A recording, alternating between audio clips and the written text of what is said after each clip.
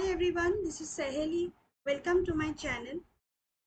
Before moving on further, the usual thing which I always say that don't forget to click on subscribe to my channel and this like button for this useful tutorial, because very soon I'll be coming with tutorials on this emerging technologies such as AngularJS, Python database connectivities, and this Servlet, JSP, and many more. So don't miss on that, and subscribe to my channel and like my videos, and your comments, your useful comments is always highly welcome.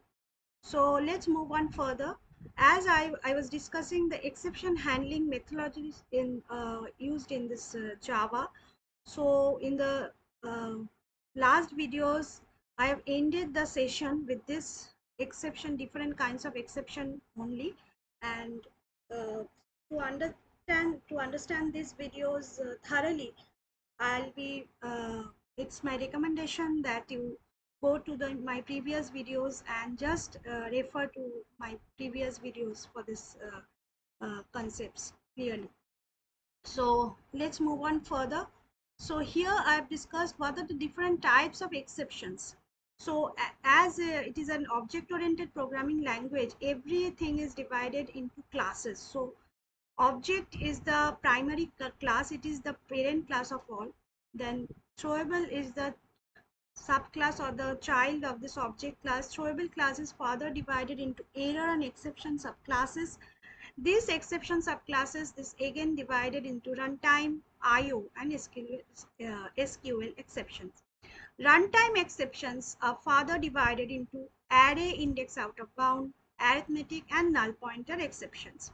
And this exception classes, and this IO exception classes further divided into file not found, that is EOF, file not found, EOF, that is end of file, and socket uh, classes.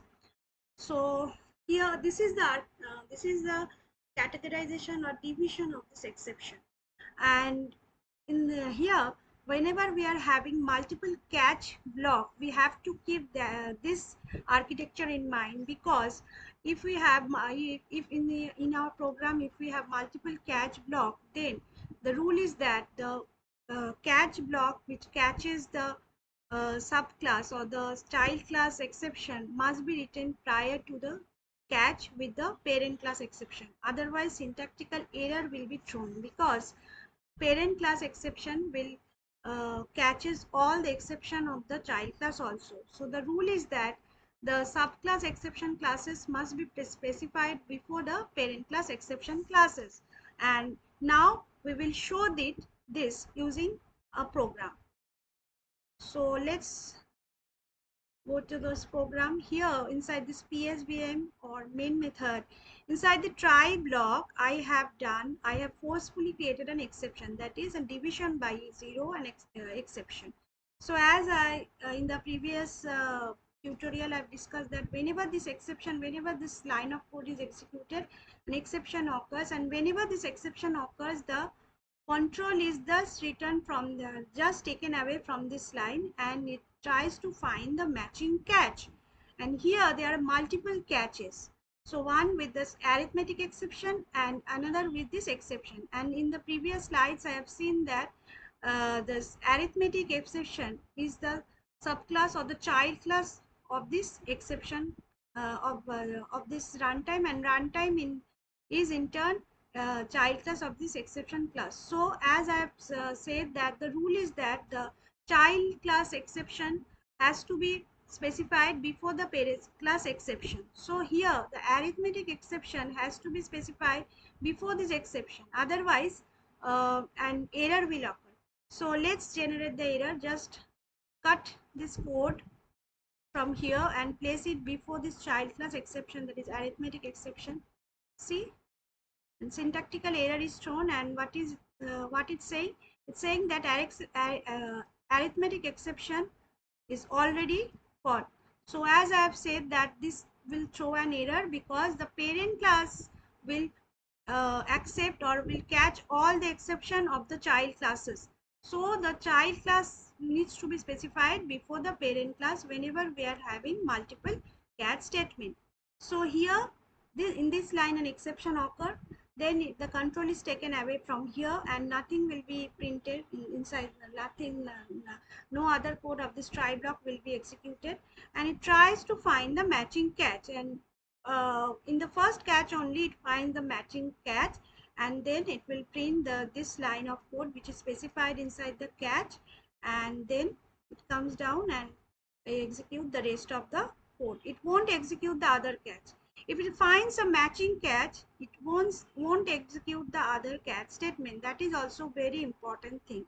So it will find the matching catch, it will execute whatever specified inside the catch block, then it will come outside the catch and it will straight go to the rest of the code.